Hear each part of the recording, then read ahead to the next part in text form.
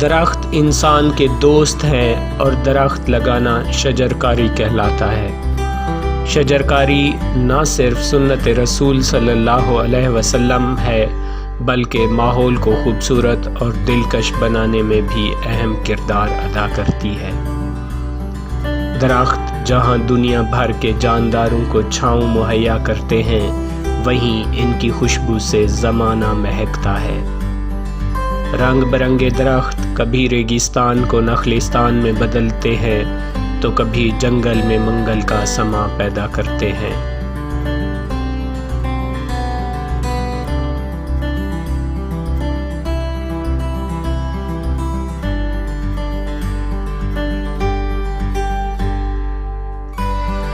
درختوں پر بسنے والے پرندوں کی چہچہاٹ پرفضا ماحول میں رس گھول دیتی ہے۔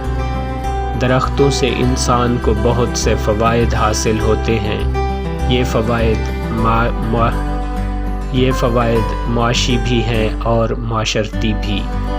معاشی فوائد کا ذکر کریں تو درختوں سے حاصل ہونے والی لکڑی انسان کے بہت کام آتی ہے۔ کبھی یہ فرنیچر بنانے کے لیے استعمال ہوتی ہے تو کبھی جلانے کے لیے۔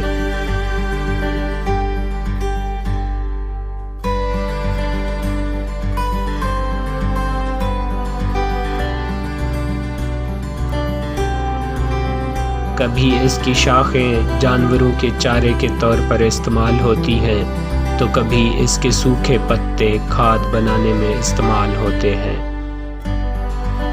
پھلوں کا حصول ہو یا بچوں کے کھیلنے کا میدان، ہر جگہ درخت ہی انسان کے کام آتے ہیں۔ درختوں سے انسان کثیر زر مبادلہ بھی کماتا ہے۔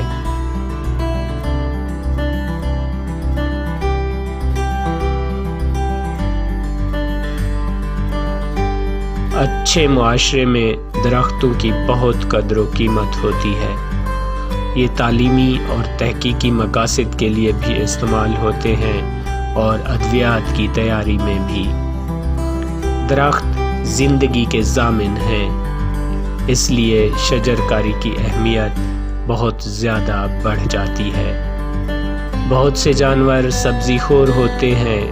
ان سبزی خور جانوروں کو انسان اور دیگر جاندار کھاتے ہیں۔ اس طرح درخت پودوں کے ذریعے خوراک کی ایک زنجیر وجود میں آتی ہے۔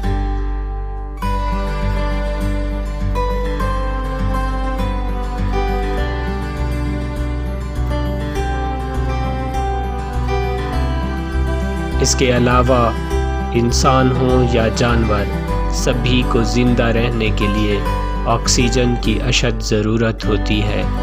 یہ آکسیجن درختوں پودوں کے سوا کہیں سے نہیں ملتی۔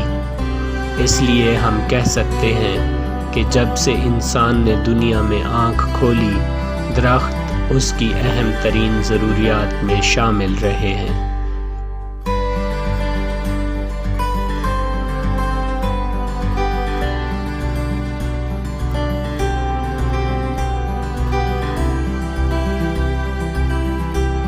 آج ہمارے پاس درخت گھٹتے جا رہے ہیں، اس لیے ضرورت ہے کہ زیادہ سے زیادہ درخت لگائے جائیں تاکہ زندگی اسی طرح رواں دواں رہے۔